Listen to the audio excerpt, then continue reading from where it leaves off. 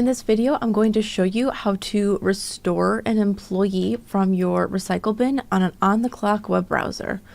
To do this, you want to first start by logging into your OnTheClock account. Now go to Employees and choose View Full Employee List.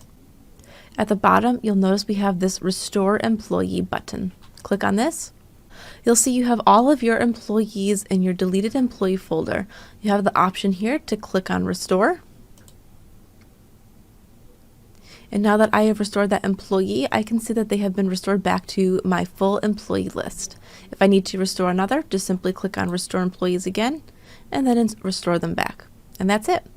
If you have any other questions on how to restore employees, feel free to live chat with us or send an email to support@ontheclock.com.